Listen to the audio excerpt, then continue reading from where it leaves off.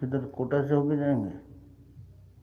नहीं भैया, अभी तो आपदा जाके फिर आप उधर रुकेंगे? आपदा नहीं, वैसे भी शाम हो जाएगा।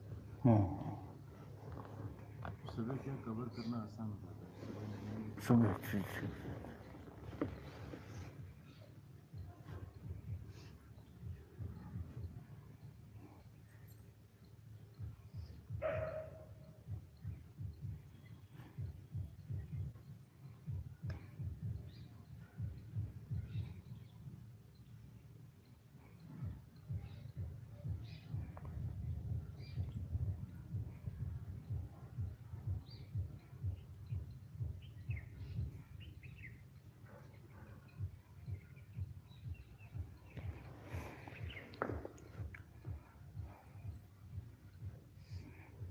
मनोज, कोई प्रश्न है? कोई प्रश्न है? प्रश्न ठीक रहता है। योग दर्शन। महाराज, रात वो मानवीयता के बारे में, मानवीयता का असली क्या, मानवता, मानवीयता मानवीयता, मानव के अंदर मानवीयता होना चाहिए। उसको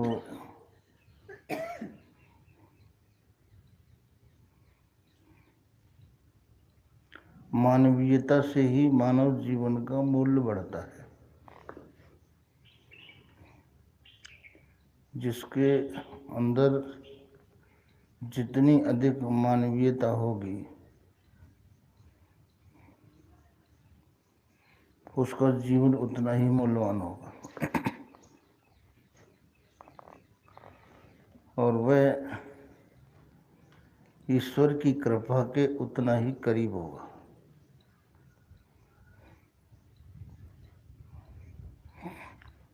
छल कपट का उपयोग दुनिया में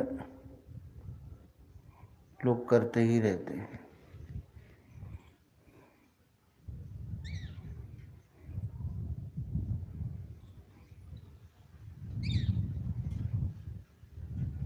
अभी भंडारे में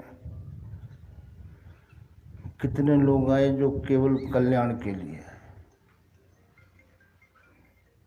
अनेकों प्रकार के दृष्टिकोण, लेकिन कल्याण का दृष्टिकोण बहुत कम। हमें केवल कल्याण चाहिए।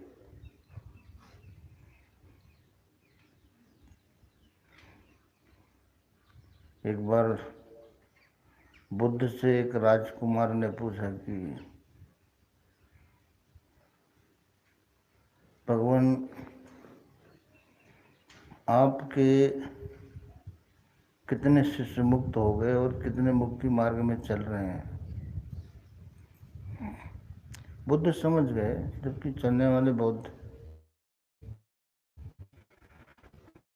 राजकुमार, एक रजिस्टर, आनंद एक रजिस्टर दे दो इन्हें,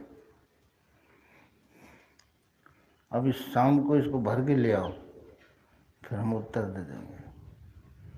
किसको किसको मुक्ति चाहिए, किसको अपना कल्याण चाहिए।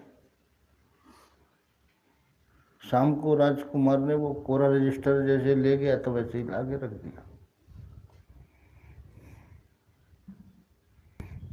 बुद्ध ने देखा, इसके बाद फिर पूछा, तुमको चाहिए? अरे बोले, अभी तो हमारी उम्र क्या है।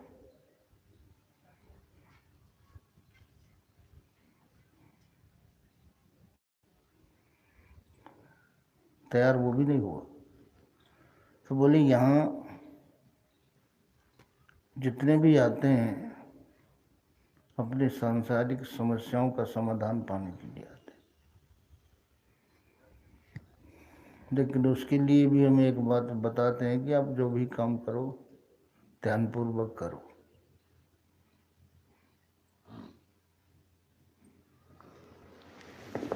जो भी आप सोच रहे हो, आपको पता होना चाहिए मैं क्या सोच रहा हूँ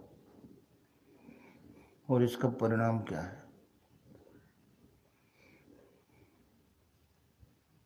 मेरे मन में जो विचार चल रहा है, ये विचार मुझे ईश्वर से दूर ले जाएगा या ईश्वर के नज़दीक ले जाएगा।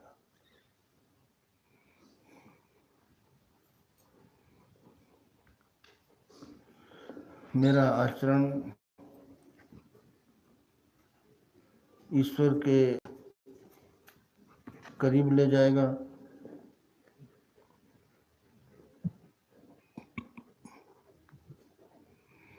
या दूर ले जाएगा? कहाँ ले जाएगा?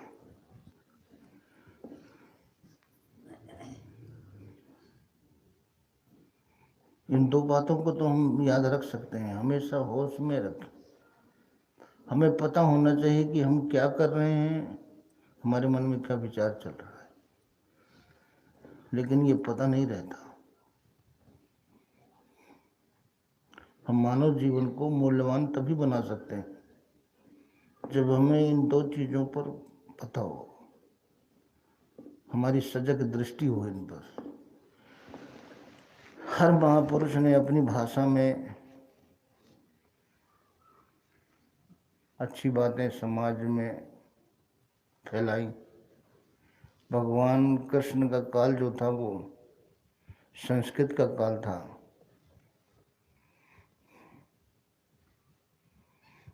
भगवान बुद्ध का काल पाली अर्धमागधी भाषा में।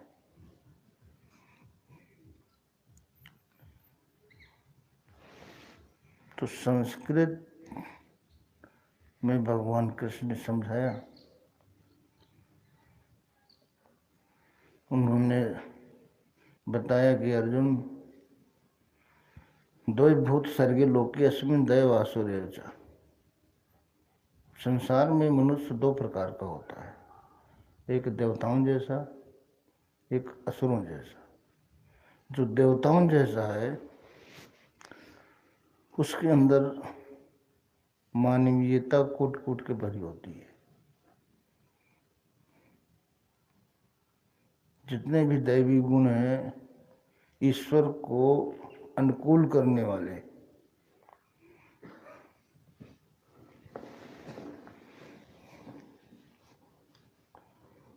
मानवीयता का जो पहला गुण है कि अपनी किसी भी प्रकार की उपलब्धि का उसे अभिमान ना होना।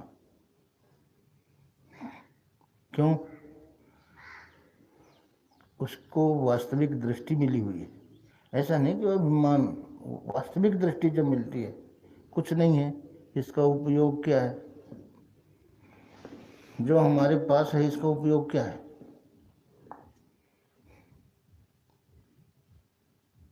मनुष्य अपने प्राप्त वैभव से क्या आत्मा को अनंत योनियों में भटकने से बचा सकता है? क्या दुखों से अपनी रक्षा कर सकता है? क्या समस्याओं को निर्मूल कर सकता है? नहीं कर सकता। ये स्वाभाविक है। हनुमान जी सेवा में सबसे आगे। अगर सूर्यास्त से पहले संजीवनी बूटी आना है तो आना है। नागपाश से छुड़ाने के लिए गरुड़ को लाना है तो लाना है, समय से, ऐसा नहीं। हनुमान जी भी सोच सकते थे कि प्रभु हम आपके काम के लिए जा रहे हैं तो इसमें विघ्न कैसा। समुद्र पार करने में उनको कई विघ्नों का सामना करना पड़ा। जब सजीवन बूटी लेने जा रहे थे तब भी कई विघ्नों का सामना करना पड़ा उन्हें। तो ये अपना अपना स्वभाव है। देखो कितनी अच्छी जगह में कई थी, बहुत अच्छी जगह में, लेकिन स्वभाव नहीं बदला उसका। विभीषण कितनी बुरी जगह में था,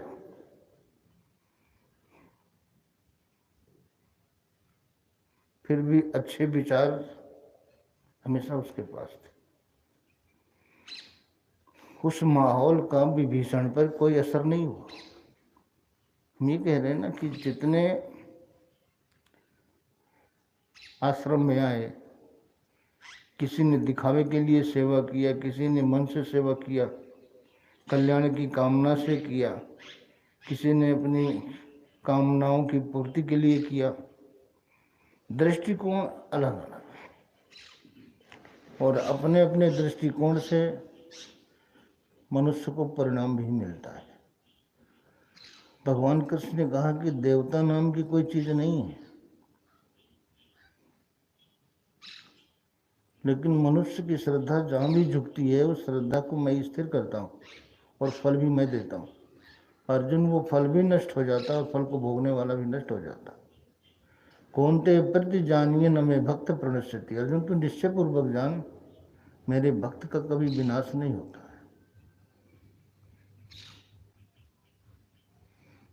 तो फिर बताया कि दो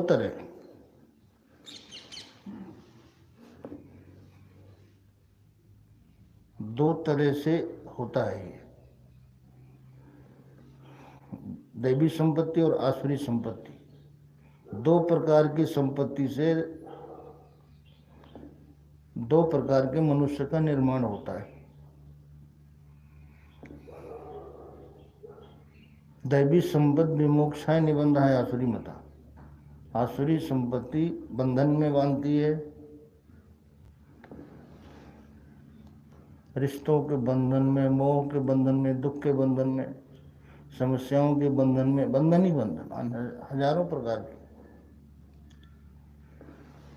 लेकिन दैवी संपत्ति विमोक्ष है, वो मोक्षकारी है।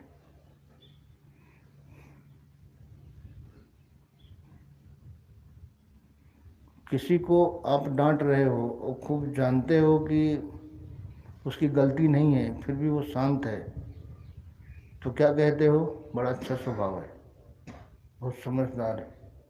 यही तो है मानवीयता। किसी भूखे को एक सूफी फकीर ने कहा कि चलो मिलकर के सिर्फ इस तरह कुछ सजाया जाए, माहौल को इस तरह बनाया जाए कि मैं रहूं भूखा तो तुझसे भी न खाया जाए। इसको कहते हैं मानवीयता।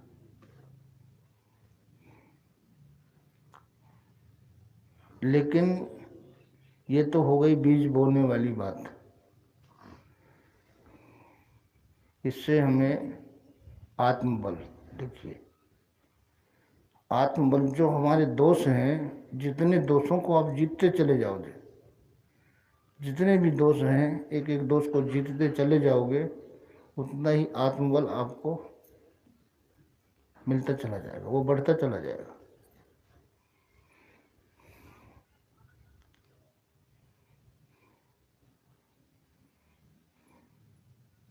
हम दिन भर झूठ बोलते हैं, फिर हमने कहा कि नहीं, हम शुरू के सुबह के 4 घंटे हम झूठ नहीं बोलेंगे। हमने 4 घंटे को जीता, तो उस 4 घंटे का आत्मबल फिर हमें आगे के दोषों को जीतने का साहस देगा, प्रेरणा देगा। हम दिन भर में 15 सिगरेट पीते हैं, नहीं, अब हम 10 पिएंगे, 5 को जीता। आत्मबल, ये व्रत लेना। भीष्म ने एक, ये है व्रत, भूखा रहना व्रत नहीं है, ये व्रत है। और इस व्रत के माध्यम से हमारे अंदर मानवीय गुण आते हैं। और वो कैसे आते हैं, भगवान राम ने भी बताया। अगर वो कहीं उलझ गया, देखो आपने अपनी बाहरी संपत्ति भी कमाई है, उससे लगा लो। अगर कहीं आप उलझ गए तो वकील को भी 30-40 हज़ार देना पड़ेगा और देना पड़ेगा, तमाम पूंजी गई कि नहीं गई। तो अगर कहीं भी उलझ गए, किसी ने निंदा कर दिया, किसी ने प्रशंसा कर दिया, तो भगवान ने कहा कि निंदा स्तुति उभय सम, दोनों में वो बराबर है। और ऐसा होना बड़ा मुश्किल है। ये कहने में सरल लगता है, निंदा में आप सम रहो, स्तुति में आप सम रहो, संभव नहीं है। और ममता, मम पद कंज, अगर उस व्यक्ति की कहीं धरती में ममता है तो केवल मेरे चरणों में।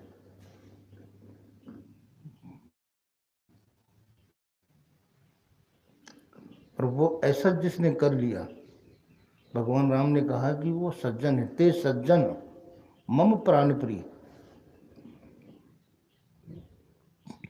प्राण प्रिय कहना आसान लगता है। एक सज्जन के घर में आग लग गई तो दोनों बच्चे भीतर, वो चिल्ला रहा, बच्चों की माँ भी रो रही, अरे कोई मेरे बच्चों को बचाओ, खुद नहीं जा रहे, प्राण प्रिय हैं, अरे कोई बचाओ।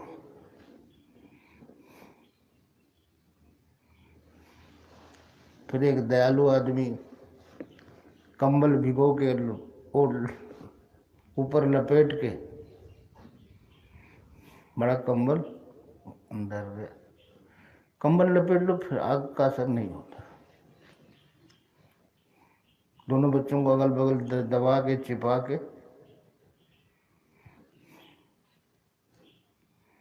और वो सज्जन क्या कह रहे हैं, मैं क्या तारीफ करूं, क्या तारीफ करूं,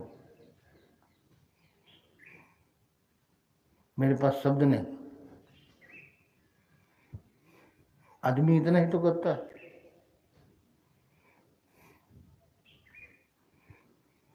हनुमान जी को एक चीज का अभिमान हो गया था, 2 बार हुआ। जब संजीवनी बूटी ला रहे थे तब हुआ, अयोध्या से गुजर रहे थे, आज अगर मैं नहीं होता तो लक्ष्मण के प्राण नहीं बचते। इतना वेग किसी में था नहीं।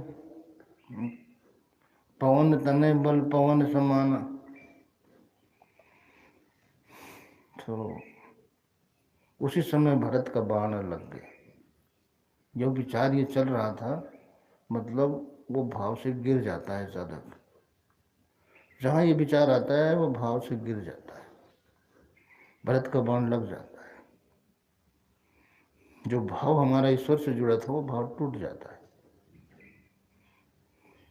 अब भगवान ने दिखा दिया कि बेटा पड़े रहो यहीं, तुम समय से पहुंच ही नहीं सकते।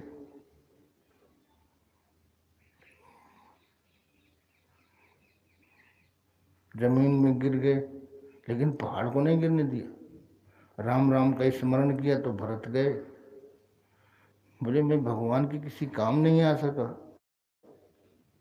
ये विघ्न और डाल दिया। तो भगवान की कृपा को स्मरण करके भरत ने कहा कि चढ़ मम सायक शैल समेता, पहुँचाऊँ जहाँ कृपा निकेता, मैं तुम्हें समय से भेज दूँगा। जहाँ भगवान है, पूरे पर्वत को लेके तुम मेरे बाण में चढ़ जाओ। हनुमान जी ने कहा भेज देंगे, लेकिन आप मुझ पे कृपा करो कि मैं पीड़ा मुक्त हो जाऊं। भरत ने कहा कि मैंने मन क्रम वचन से भगवान को माना है, तो अब विगत श्रम विगत शूल, तो कब हो ही विगत श्रम शूला, श्रम से भी विगत हो जाए और दर्द से भी। हनुमान जी तुरंत हो गए।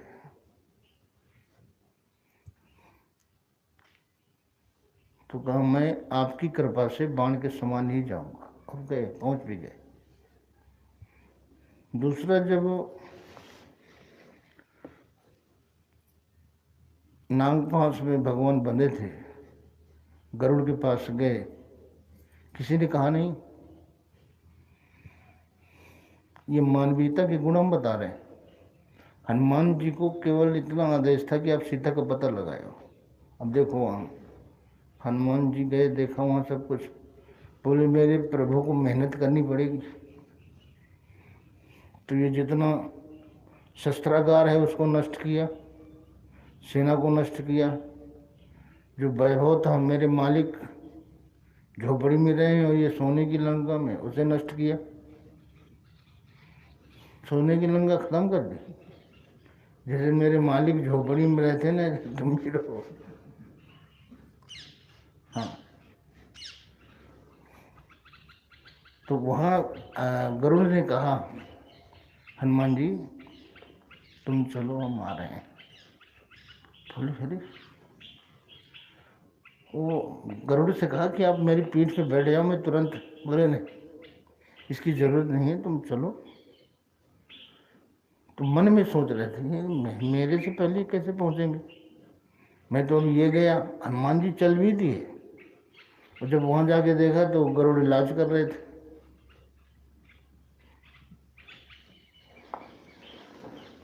तो अभिमान अपने वेग का और अपनी शक्ति का, तो ये दोनों भगवान ने खत्म कर दिया। फिर इसके बाद भगवान ने टटोल कर देखा कि हनुमान जी के पास अब कुछ बचा है क्या, क्योंकि जब तक अभिमान रहता है साधना में हमारी प्रगति नहीं होती। एक भी आसुरी गुण रहता है तो साधना अवरुद्ध हो जाती है।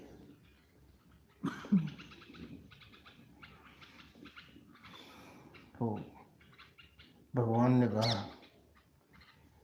कि देखो, सुन कब तुहि समान उपकारी, उन सुर नहीं को सुर नर मुनि तनुधारी। सुर नर मुनि कोई भी तनुधारी तुम्हारे समान उपकार करने वाला मेरा कोई नहीं। और प्रति उपकार करूं का तोरा, सन्मुख हो न सकत मन मोरा। जैसे किसी अपने घनिष्ठ मित्र को घर में चोरी करते पकड़ लो तो आंख में लाएगा, मेरा मन सामने नहीं हो रहा, मैं तुमसे आंख नहीं मिला पा रहा। कितनी बड़ी बात भगवान ने कह दी।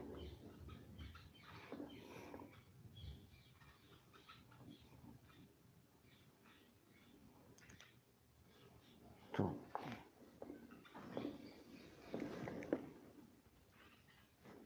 और कोई सुर नर मुनि तनुधारी में कोई है ही नहीं। और सुन सुत तोहि उऋण में नाही। भगवान ने कहा तुमने मुझे ऋणी बना दी, मैं तुम्हारा ऋणी हो गया हनुमान। देखो कर विचार मन में, मैंने मन में विचार करके देखा तो हनुमान जी समझ गए। देखो, अहंकार भगवान ने पैदा करना चाहा, फिर भी हनुमान जी के अंदर अहंकार नहीं पैदा हुआ। जितने भी वानरी सेना थी सबके अंदर मानवीयता थी, दैवी गुण के सभी स्वामी थे वो, सबके अंदर दैवी संपत्ति थी।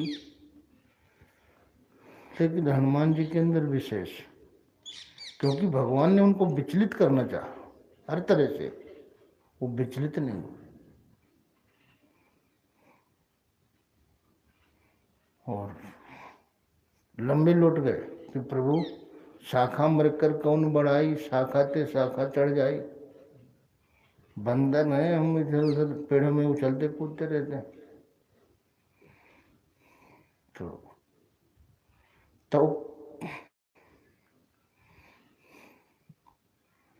तुम्हारी कृपा से बड़वानल भी समुद्र को सुखा देता है, वो बड़वानल की बात नहीं।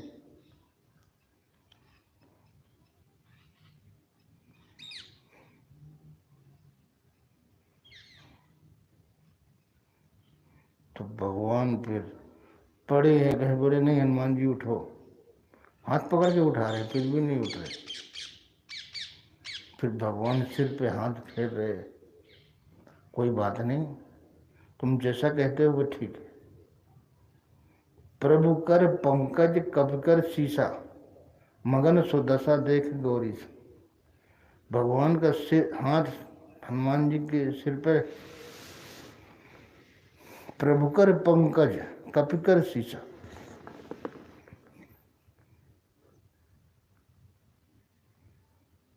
हनुमान जी ने तुरंत एक शब्द में उन्होंने काट दिया, सब जितनी राम ने बड़ाई किया सब काट दिया कि प्रभु तव प्रताप बड़वानर जार सके समतुल।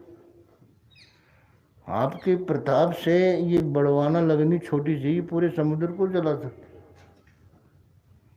मेरा किसमें क्या है, मैं तो निमित्त मात्र था, आप किसी को भी निमित्त बना सकते हैं। बहुत से देखिए तर्क किया करते हैं। आपके भारत में बहुत से लोग हैं जो भगवान राम को भगवान मानते ही नहीं। कैसे भगवान, उनको पता ही नहीं था कि सीता कहाँ है। अगर भगवान होते तो जान जाते। कहते हैं कि नहीं कहते, तर्क करते हैं बिना मतलब बानरों को परेशान किया, कहते हैं कि नहीं कहते। लेकिन उत्तर की तरफ जो बानरों की टोली गई, भगवान ने किसी से बात नहीं की। पश्चिम की तरफ गई, बात नहीं की। पूरब की तरफ गई, बात नहीं की। दक्षिण की दिशा की तरफ जो टोली गई, भगवान ने किसी से बात नहीं की, केवल हनुमान जी से। तो भगवान जानते थे ना कि सीता तक कौन पहुंच सकता है, हनुमान जी। वो अपनी मुद्रिका जो है, अपनी निशानी भगवान किसी को भी दे सकते थे, अंगद को दे सकते थे। हनुमान जी तो सेवक थे, अंगद युवराज था, सुग्रीव के मंत्री थे हनुमान जी, लेकिन नहीं। कितनी बड़ी बात। तो सच्चे प्रजातंत्र की जो स्थापना है ऋषियों के निर्देशन में इन महापुरुषों ने किया।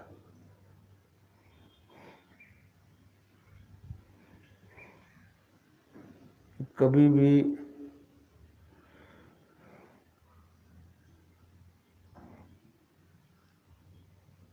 लोग तर्क करते रहते, अरे वो ऐसा हो गया, सीता को ऐसी हालत में नहीं त्यागना चाहिए था।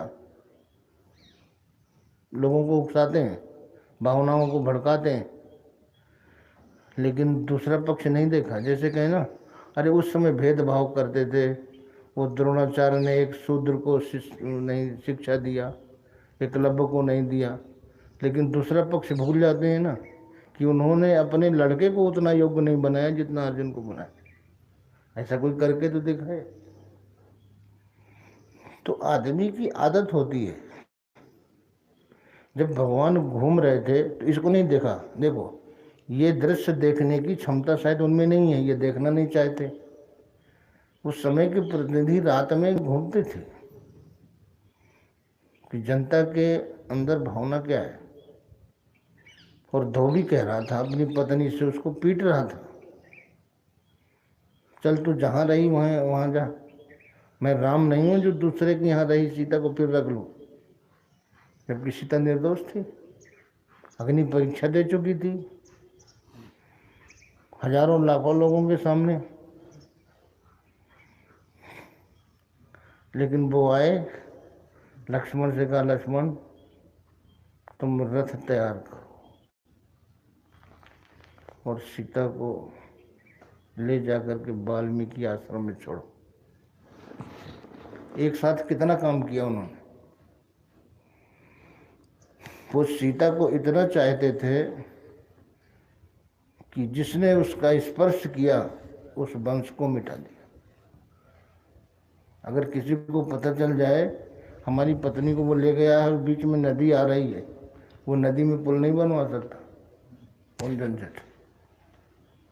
वो समुद्र में पुल बनवाए, नहीं चाहते थे क्या। और अगर आज का समाज होता तो, अरे आप प्रभु हैं, एक शादी नहीं 50 शादी हो जाएंगी, आप छोड़ो सीता का चक्कर, कहते कि नहीं कहते। देखो भगवान हो के दूसरे को त्याग बताते हैं, खुद रोते फिर रहे हैं। कहते कि नहीं कहते? तो समाज है, उस समय का समाज था जिसने साथ दिया। और निर्दोष सीता का देखो, प्रजा जो है उस समय की परंपरा के अनुसार धोबी अस्पृश्य माना जाता था। धोबी का धन कोई खाता नहीं था। और वो धोबी जब अपशब्द कहा, उसको कानों से सुना भगवान राम ने, और वो लौटे आते, हनुमान जी से कहते, हनुमान जी इस धोबी ने बहुत कष्ट दिया, ये जब सो जाए ना तो इसका घर उखाड़ के समुद्र में डाल आना, तब ये निंदा करने वालों के हिसाब से ठीक रहता। तब दूसरा बात कहते, अरे देखो यार, पत्नी के लिए वो गरीब आदमी को बिल्कुल मिटा दिया। कहते कि नहीं कहते? कहने वाला कुछ भी कहेगा, ये कहने की जो दुनिया है, कुछ भी इससे कवा लो। बाप बेटा तीर्थ में जा रहे थे और कुंभ था, उनके पास गधा और उसके बीच में होता है घोड़ा के खच्चर, छोटा था, सामान वामान लादे थे, अपना जा रहे थे। और जब पब्लिक मिली, बोले देखो सारे हैनत चूतिया, सीधी सवारी और पैदल चल रहे हैं। यार बोले सही कह रहे हैं। और बैठ गए दोनों। कुछ पब्लिक आगे मिली, बोले हैं तो सारे कसाई, सामान भी लादे और बैठे भी हैं।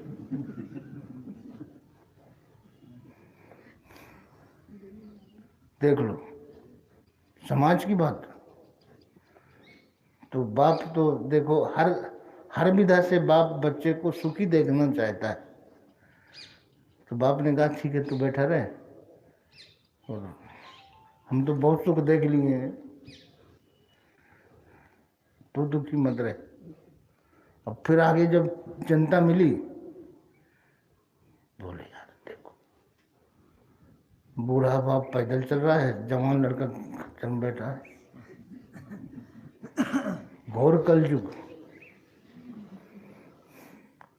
तो क्या पापा देखो हम पहले कह रहे थे ना तुम बैठ जाओ हम पैदल चलेंगे। बैठ गए बाप, अब जनता है, अब मुंह किसका पकड़ोगे। अब बैठ गए। अब फिर आगे पब्लिक मिली, फिर कहे देखो साला जिंदगी भर भोग भोगा, बेचारा लड़का पैदल जा रहा है और खुद शान से गधाम बैठे जा, क्या कहोगे आप। तो समाज है। तो भगवान ने प्रजा के, देखो प्रजा के एक सदस्य की भावना का सम्मान करने के लिए भगवान ने निर्दोष सीता का त्याग किया। आज प्रजा की भावना का सम्मान करने के लिए हम क्या करते हैं? लाठीचार्ज। भावना ही तो है। आप कुछ लोग आप सड़क पे चल के अपनी मांग ही तो मांगते हैं, भावना है। पहले वो रात को अपने घर में कहते थे, अब बाहर कहते हैं। गोली चल जाती, लाठी डंडा चल जाते हैं। वो एक मजाक में कह रहे, एक लड़का पूछ रहा अपनी माँ से कि मम्मी ये कहते हैं पुलिस ने लाठी चार्ज कर दिया तो चार्जर साथ में रखते हैं क्या? काहे में चार्ज कर दिया? हाँ, लाठी चार्ज कर लिए।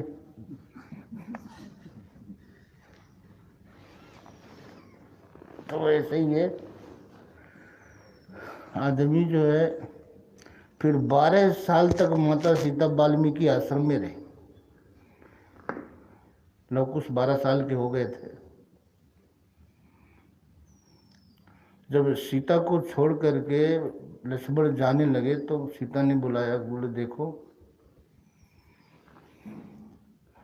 मेरे गर्भ में तुम्हारे भाई का अंश पल रहा है, कहीं पीछे से कोई बात बनाने लगे तो लक्ष्मण को बड़ा अटपटा लगा, बोले माता जी ये ऐसा कौन सोचेगा, मैंने तो आपके चरणों की तरफ देखा है, लेकिन फिर लक्ष्मण ने देखा, तुम गवाही रहोगे। अब बताइए राम कहाँ गलत थे? राम की तो अपनी नीति थी, और राम की नीति को पहले बताइए, अपने बच्चे की नीति को हम जान नहीं पाते। वो कहें इस कंडीशन में राम को त्याग नहीं करना चाहिए था। तो यही तो सोचो ना कि इतना महान प्रतिनिधि को होना चाहिए कि जिस कंडीशन में हम त्याग नहीं सकते उस कंडीशन में भी हमने त्यागा। और उसका दूसरा एक ये सच्चाई है कि वनवास काल में सभी ऋषियों ने राम को आयुध दिए, उन्हीं आयुधों से रावण मारा गया। लेकिन वाल्मीकि ने कुछ नहीं दिया था, क्षत्रिय थे, कुछ मांग सकते नहीं थे, लेकिन भगवान ने एक उपाय कर दिया कि मुझको नहीं दिया तो मेरे बच्चों को दे देना महाराज। 12 साल वाल्मीकि ने खूब सिखाया, और अगस्त के बाद अगर किसी के पास वो दैवी शक्तियाँ थीं वो वाल्मीकि थे, क्योंकि उसका प्रमाण भी बाद में दिया। उन अस्त्र शस्त्रों से लवकुश ने राम की सारी सेना को, सारे भाइयों को, सबको परास्त कर दिया, सब लुंज पुंज, कोई किसी का शस्त्र काम नहीं आया। हनुमान जी को बंदी बना लिए, पहले मूर्छित हो गए थे, अब हनुमान जी ने तो ध्यान देख लिया, फिर मारे और सब गिरते चले जाएं, उनका कुछ बिगड़े ना। तो बोले इतने दिव्य बालक और जंगल में कैसे आ गए? फिर हनुमान जी ने ध्यान लगा के देखा, बोले वो हमारे प्रभु,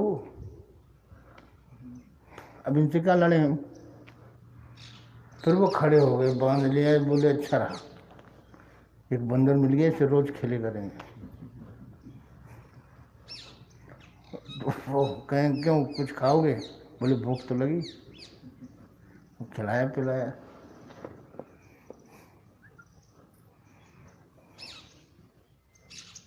तो हमारे यहाँ बंदियों के साथ भी अच्छा व्यवहार किया जाता था, और 12 साल देखो खूब सिखाया वाल्मीकि ने, पता भी सब चल गया। वाल्मीकि ने प्रमाणित भी किया कि राम ये पहले भी पवित्र थी, आज भी पवित्र है, और इसके जैसा पवित्र कोई हुआ भी नहीं। और आपको प्रमाण हम क्या दे सकते हैं, आप तो सब जानते हैं। लेकिन भगवान ने अपनी नीति बताई नहीं, इसके पीछे मेरी नीति थी, कई बातें थी। भगवान राम वाल्मीकि के माध्यम से पूरे संसार को एक शिक्षा देना चाहते थे कि देखो सभी ईश्वर के अंश हैं, मनु की संतान। 12 साल तक वहाँ का अन्न खाया, लेकिन बाद में जब भगवान चले गए तो आज वाल्मीकि जयंती खाली भंगी मनाएंगे। तो कुरीतियों को दूर करने का प्रयास कितना किया महापुरुषों ने। वो चाहते थे कि सबके अंदर मानवीयता हो, लेकिन नहीं आई। मानवीय गुण दुर्लभ होते हैं। भगवान कृष्ण राजमहल में पैदा हुए थे, मामा कंस कितना बड़ा राजा था, शक्तिशाली, लेकिन वो जानबूझ के ग्वाल बालों के साथ खेलते थे। उनके घर से जो भोजन आता था सब इकट्ठा कर लेते थे, बोले लो, ताकि किसी में हीन भावना न रहे। यह है मानवीयता, कि अपने से किसी को छोटा न समझे। सभी ईश्वर के अंश हैं, कोई छोटा बड़ा नहीं है।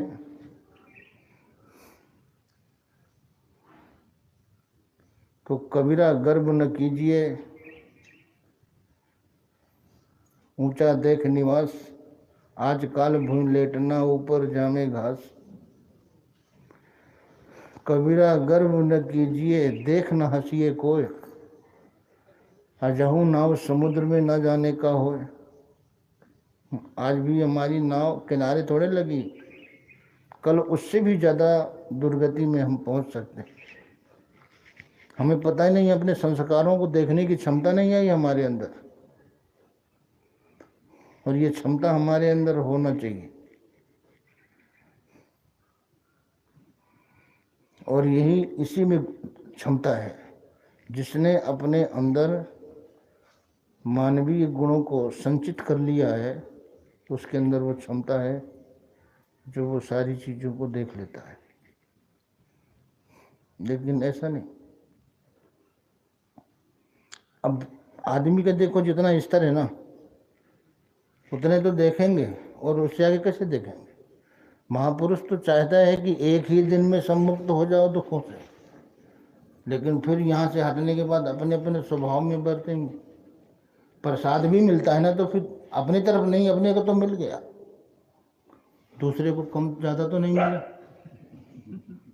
उनको ज़्यादा को उनको दूसरा तो नहीं कुछ मिल गया।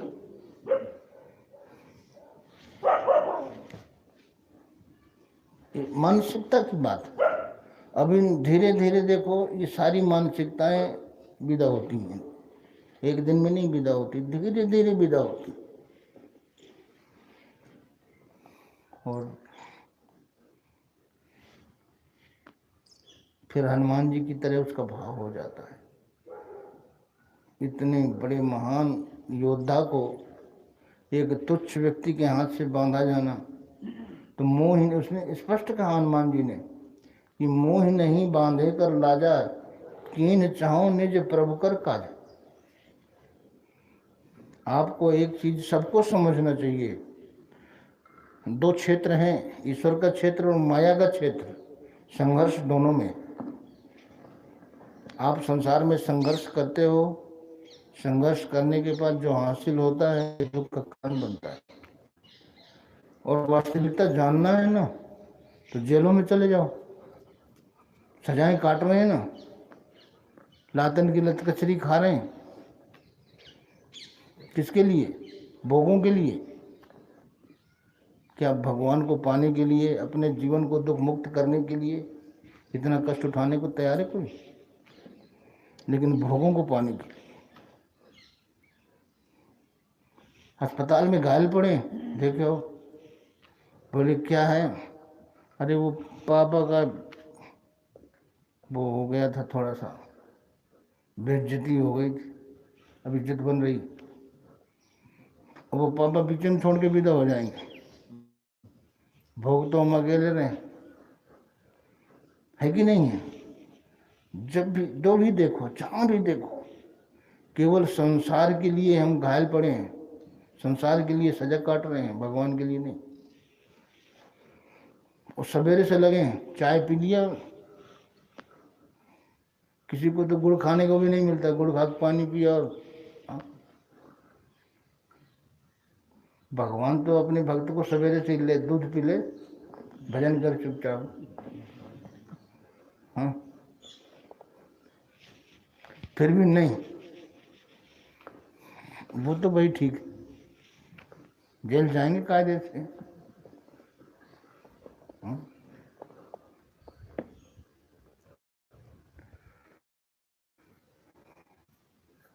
तो ये मानसिकता हो जाती है।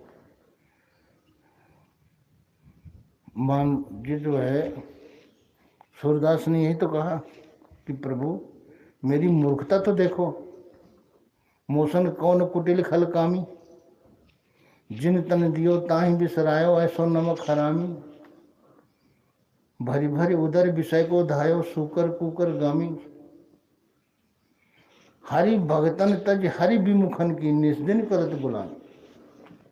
भगवान के भक्तों को छोड़कर जो भगवान से विमुख है, रात दिन उनके जी सर जी सर जी सर। और क्या हो रहा है? ये सब करते हुए आप कुछ बचा तो नहीं पाओगे, बचा पाओगे? तो महापुरुषों ने सबको कहा कि आप सम्मान की तो जिंदगी जियो,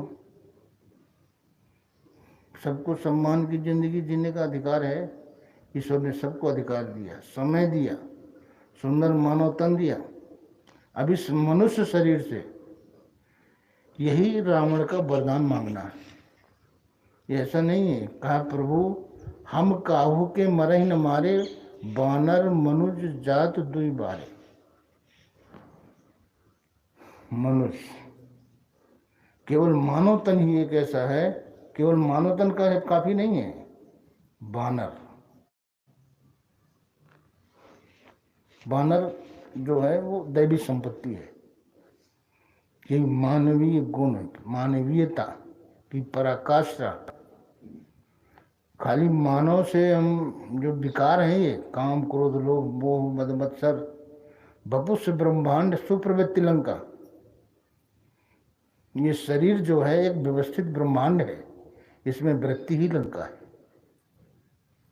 बपुष ब्रह्मांड सुप्रवृत्ति लंका, रचित मन में धनुष रूपकारी। मोह दस मौल, ये मोह ही रावण। मोह दस मौल तद भ्रात अहंकार, पाकार जित काम विस्तरण में।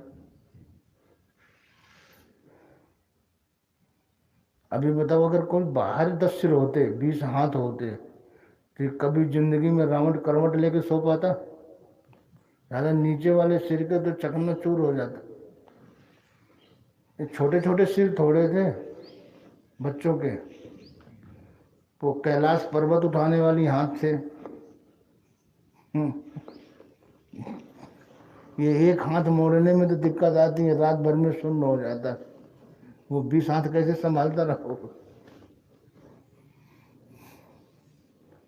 तो 10 सिर जो है यही है, 10 आनंद। हमारी इंद्रियों के जो 10 द्वार हैं वो विषयों की तरफ खुले हुए हैं। और यही जब सद्गुरु मिलते हैं, साधना मिलती है, तो इन्हीं 10 द्वारों का निरोध जहाँ करता है साधक, तो वो दशरथ बन जाता है। जहाँ उसके अंदर दशरथ बनने की क्षमता आई, वहीं भगवान का प्रकट हो जाता है। इसके बाद फिर असुरों का संहार, जो आसुरी प्रवृत्तियाँ हैं, जो आसुरी विचार हैं, जिनसे प्रेरित होकर के मनुष्य पाप का आचरण करता है, फिर उनको नष्ट हो जाते हैं।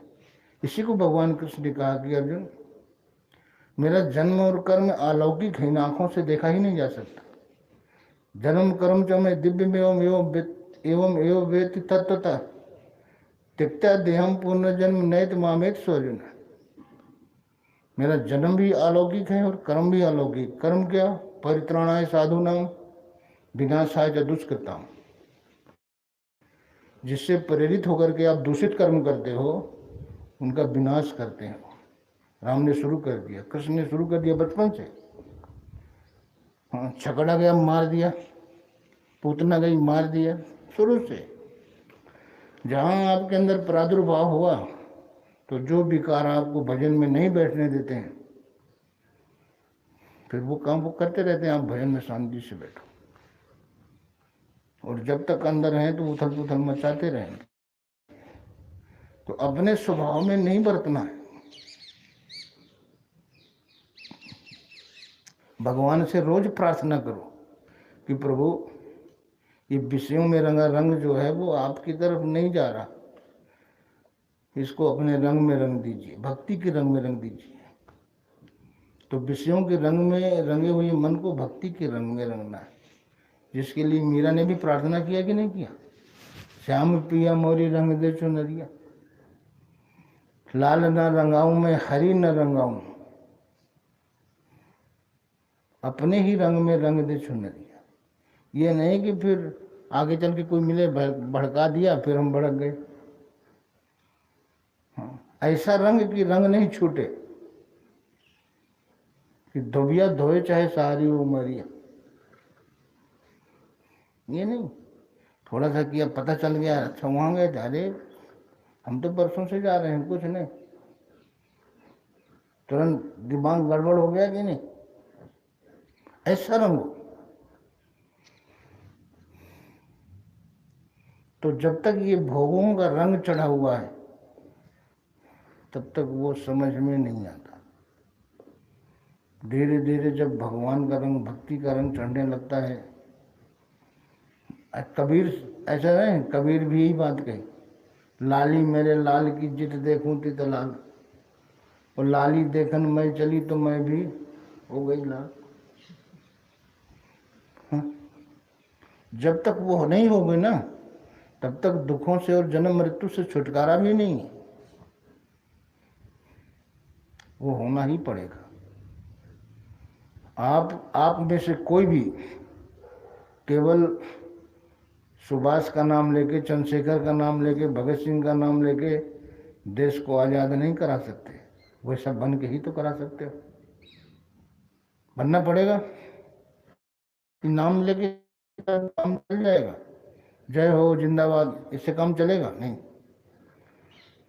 तो वैसा बनना ही पड़ेगा। जिस रास्ते पे महापुरुष चले हैं उस रास्ते पर आपको चल करके उन्होंने उन मानवीय गुणों की पराकाष्ठा तक अपने जीवन को ले गए और ईश्वर को प्राप्त किया।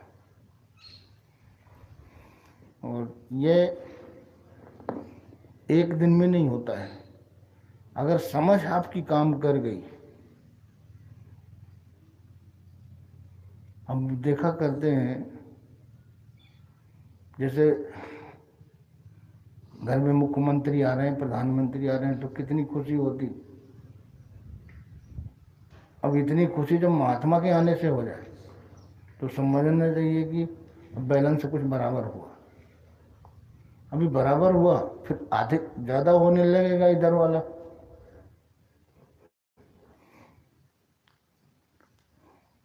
अब कोई अभिनेता वगैरह कॉलेज पहुंच जाते हैं, देखते हो फोटो खींचने वाले की, सेल्फी लेने वालों की भीड़। अब उनसे पूछो कि इनके जीवन से प्रेरित होकर के क्या आप लोग अपने दुखों से छुटकारा पा सकते हो? कौन सा चरित्र अनुकरणीय है आदमी भूल जाता है। लेकिन नहीं, आइए आइए साहब, अखबार में फोटो आएगा हाथ मिलाते हुए, सेल्फी लेते हुए। अरे साहब, उनकी पहुंच तो वहां तक है।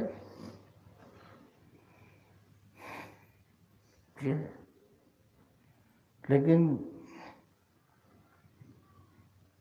ऋषियों की पहुंच सितारों तक थी। सप्तऋषि है ना, भी आज भी सितारों के रूप में है।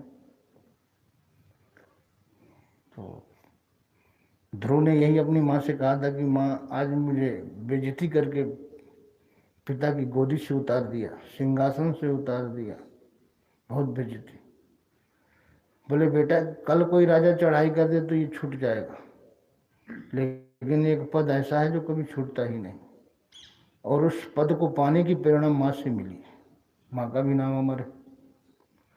और ध्रुव तारे के नाम से आज भी आप जानते हैं उसको, जबकि उनके पिता जो उत्तानपाद थे उनका कहीं नामो निशान नहीं, उनके महल का नामो निशान नहीं, लेकिन ध्रुव का आज भी है कि नहीं। उसके भाई को नहीं जानते कोई, उत्तम को।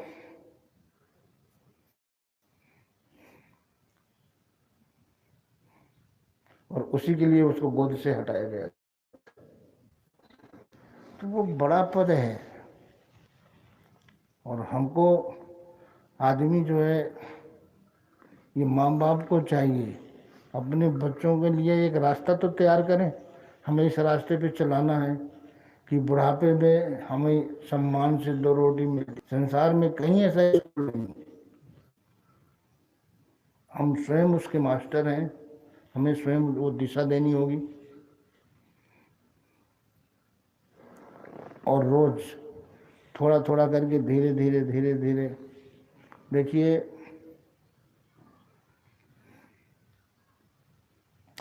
चौराहे में बताएं दैवी गुण मानवीयता कैसे आए, ये विचार का है क्या? चौराहे में चार आदमी पकड़ के कोई गंदगी डाल दें तो जिंदगी भर बात नहीं करो, जबकि 1 घंटे में नहा धोकर के इससे अच्छे कपड़े पहन लेंगे, बढ़िया साबुन सेंट लगा के। लेकिन और हमारे जो विचार चल रहे हैं मन में, वो हर विचार हमको 9 महीने उस गंदगी में ले जाने के लिए। तो 1 घंटे की गंदगी ज़्यादा है या 9 महीने की? और 9 महीने उस गंदगी में रहेंगे तो वो अपमान नहीं है। वो 1 घंटा किसी ने डाल दिया तो वो अपमान हो गया। तो हम खुद जा रहे हैं ना, तो अपने उन विचारों से क्या हमने घृणा किया घृणा? अगर घृणा किया तो फिर क्यों पालें? इसलिए उन विचारों को आप हटा दो अपने हृदय से, तो केवल मानवीय गुण बचेंगे। वही मानवीयता है।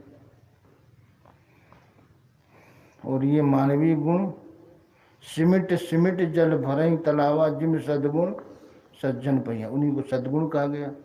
सद्गुण और दुर्गुण ये गाली नहीं है। जो गुण हमें ईश्वर से दूर कर दे दुर्गुण हो गया, जो ईश्वर से जोड़ दे वो सद्गुण हो गया। और उसी को दूसरे शब्दों में सदुपयोग और दुरुपयोग कह दो। ईश्वर से दूर है उपयोग जिसका, वो दुरुपयोग है।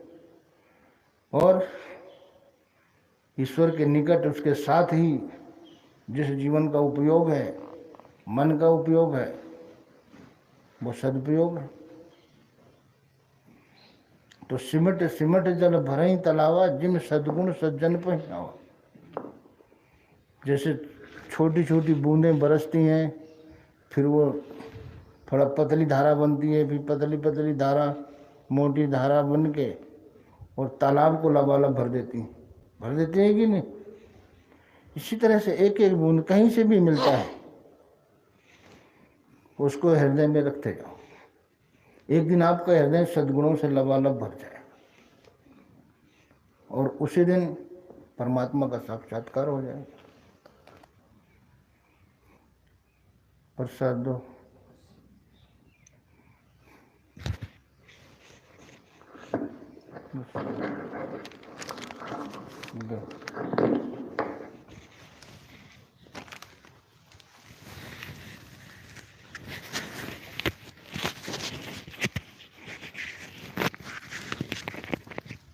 मानवीयता कैसे है समझ में आया?